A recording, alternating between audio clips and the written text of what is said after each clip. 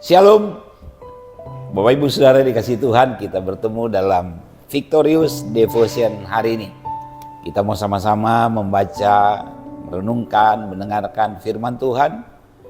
Saya percaya bahwa kita pasti akan terus diberkati, kita terus dipelihara, terus disertai oleh Tuhan ketika hidup kita senantiasa terhubung dengan Tuhan.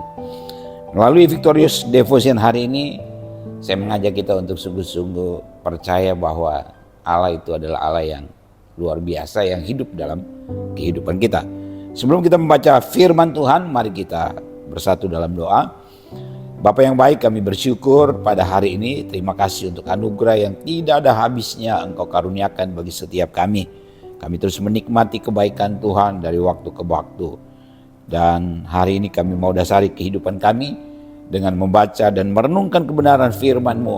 Mari Engkau berbicara bagi setiap kami apa yang ingin Engkau nyatakan kepada kami pada hari ini. Terima kasih Bapa di surga, berfirmanlah dalam nama Tuhan Yesus. Haleluya. Amin. Bapak Ibu Saudara yang dikasih Tuhan, hari ini saya mengajak kita membaca satu bagian firman Tuhan dalam Lukas pasalnya yang ke-23, ayatnya yang ke-34. Lukas 23 ayat 34. Demikian firman Tuhan. Yesus berkata, "Ya Bapa, ampunilah mereka, sebab mereka tidak tahu apa yang mereka perbuat." Dan mereka membuang undi untuk membagi pakaiannya. Ini adalah satu ayat yang masih berkaitan dengan peristiwa penyaliban Yesus. Bapak Ibu Saudara pasti tahu peristiwa ini. Ini ada satu peristiwa yang benar-benar dramatis, tragis, dan sadis yang dialami oleh Tuhan Yesus yang adalah juru selamat kita.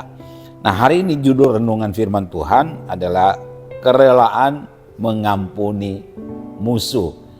Bapak Ibu Saudara dikasih Tuhan, setiap kita memang sebaiknya tidak punya musuh. Dari pihak kita memang kita tidak punya keinginan atau tidak punya musuh. Tapi kita juga tidak bisa nafikan atau tidak bisa bantah bahwa banyak orang yang memusuhi kita. Bukan karena kita jahat, bukan karena kita tidak berbuat baik. Tapi ada orang-orang yang memang memusuhi kita. Walaupun kita baik, walaupun kita jahat, walaupun kita baik dengan mereka. Tapi ini adalah realita ketika kita ada di tengah-tengah dunia ini, Bapak Ibu Saudara dikasih Tuhan. Oleh karena itu, hari ini kita mau belajar bagaimana kita rela melepaskan pengampunan kepada orang-orang yang memusuhi kita, orang-orang yang menyakiti hati kita, orang-orang yang memperlakukan kita jahat, memperlakukan kita sadis. Kita harus rela melepaskan pengampunan kepada mereka. Berat, memang itu adalah sesuatu yang berat. Saya pun rasakan itu, Bapak Ibu Saudara dikasih Tuhan. Tapi kita mau belajar dari Tuhan Yesus. Bulan ini kan kita belajar bagaimana menjalani kehidupan sehari-hari dengan meneladani karakter Kristus. Dan karakter Kristus yang dahsyat, yang luar biasa itu adalah bagaimana dia mengampuni. Ya, di sini jelas sekali Bapak Ibu Saudara dikasih Tuhan, peristiwa ini adalah peristiwa penyaliban yang sangat menyakitkan, ya, menyakitkan bagi Kristus.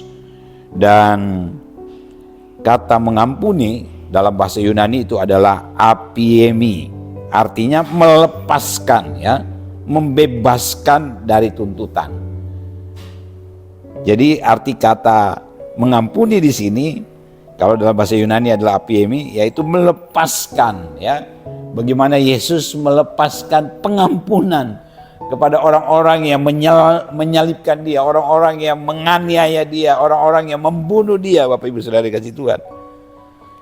Dan dia tidak menuntut balasan atas apa yang orang-orang itu lakukan kepada dia. Nah, Bapak Ibu Saudara dikasih Tuhan, kita mau belajar seperti Tuhan Yesus, ya, bagaimana kita juga bisa melepaskan pengampunan, bagaimana kita membebaskan orang-orang yang menyakiti hati kita, menyakiti kita, yang berbuat jahat kepada kita dari tuntutan-tuntutan Ya, tuntutan di sini bisa saja seperti ini, bukan hanya tuntutan kita menuntut di pengadilan, tapi kita juga tidak menuntut dengan ya lewat kata-kata kita atau lewat doa-doa kita. Kan ada orang-orang yang ketika disakiti, ketika diperlakukan jahat, dia tidak bisa mengampuni, bukan hanya tidak bisa melepaskan pengampunan, tapi juga mengeluarkan kata-kata kutuk terhadap orang yang menyakiti hatinya. Wah, itu sesuatu yang jauh dari ajaran Tuhan Yesus, jauh dari karakter Tuhan Yesus. Dia bisa mengatakan, ya Bapa, ampunilah mereka, gitu. Dia katakan itu ketika dia dalam keadaan benar-benar sakit, dalam keadaan benar-benar teraniaya, dalam keadaan disalib, Bapak Ibu Saudara. Tapi dia bisa mengucapkan kata-kata yang dahsyat, yang luar biasa itu kepada orang-orang yang menganiaya dia, orang-orang yang menyalibkan dia. Nah, kita juga harus seperti itu.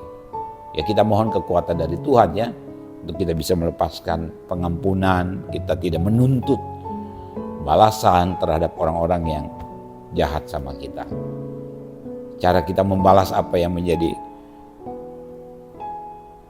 kejahatan mereka kepada kita, ya kita doakan orang-orang tersebut, Bapak Ibu Saudara dikasih Tuhan. Nah, dari sini kita belajar Bapak Ibu yang dikasih Tuhan, bahwa ketika kita mau atau rela melepaskan pengampunan kepada musuh kita, ya kita belajar di sini bahwa mengampuni itu adalah sebagai wujud kasih ya, yang kita sudah terima dari Tuhan. Kita kan sudah diampuni nih oleh Tuhan. Ya, kita juga harus bisa mengampuni orang lain. Dan mengampuni orang lain itu adalah perwujudan dari kasih Kristus yang ada dalam diri kita. Jadi kalau kita mengaku sebagai murid Kristus, pengikut Kristus, ya kita harus wujudkan itu lewat tindakan kita, lewat hidup kita, lewat sikap kita. Ya, salah satunya adalah mengampuni. Sekali lagi bahwa mengampuni itu adalah wujud dari kasih Kristus yang ada dalam diri kita. Yang berikut Bapak Ibu Saudara yang dikasih Tuhan, dalam hal rela mengampuni musuh, kita nggak perlu tunggu orang itu bertobat baru kita ampuni. Contoh, ketika ada orang yang menyakiti kita, kita tidak tunggu ada pengakuan keluar dari mulutnya, maafkan saya, ampuni saya nggak mau ulang lagi apa yang saya lakukan. Kita nggak perlu tunggu dia sampai bertobat baru kita lepaskan pengampunan, baru kita rilis pengampunan.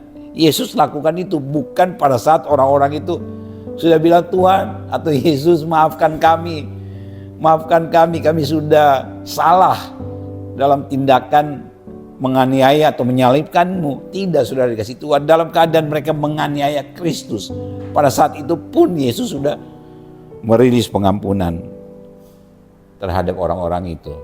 Artinya di sini bahwa Tuhan tidak menunggu mereka bertobat ya. Jadi kita juga seperti itu. Tidak perlu orang minta maaf dulu sama kita baru kita berikan pengampunan, atau tidak perlu ada pengakuan dulu keluar dari mulut itu bahwa dia salah kepada kita baru kita rilis pengampunan. Tidak. Pada saat kita dalam keadaan sakit sekalipun kita harus rilis pengampunan. Jadi yang kedua, tidak perlu menunggu pertobatan ya dari orang yang atau musuh yang menyakiti kita.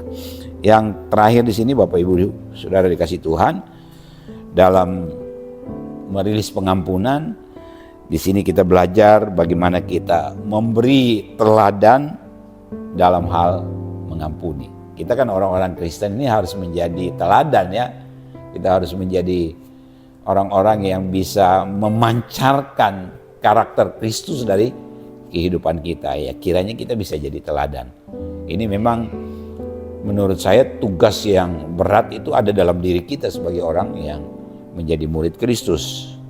Tapi kita harus benar-benar bisa meneladani Kristus dalam hidup kita. Dan saya percaya bahwa lewat karakter yang seperti itu akan ada orang-orang yang terberkati, orang-orang yang mengalami perjumpaan dengan Kristus, ada orang-orang yang hidupnya diubahkan ya. Mari kita terus belajar untuk rela mengampuni musuh kita. Sekali lagi, dari pihak kita tidak boleh ada musuh. Tapi orang-orang yang memusuhi kita itu fakta, itu realita. Tapi kita harus bisa mengampuni mereka yang memusuhi kita. Oke, Bapak Ibu Saudara kasih Tuhan, demikian untuk renungan kita pada hari ini. Mari kita bersatu dalam doa, kita berdoa. Bapa, kami bersyukur kepadamu, kami terus Engkau ajar untuk bisa hidup seperti teladan yang Engkau telah tunjukkan kepada kami orang yang percaya. Kami sadar bahwa kami tidak sanggup, tidak mampu Tuhan, khususnya dalam hal mengampuni. Karena itu kami mohon pertolongan dan kekuatan dari Tuhan untuk kami bisa rela mengampuni musuh kami, rela mengampuni orang-orang yang menyakiti kami, yang menyakiti hati kami, yang bersikap jahat atau yang berlaku jahat terhadap kami. Ajari kami Tuhan, tolong kami, dan kami mau hidup rela mengampuni musuh-musuh kami.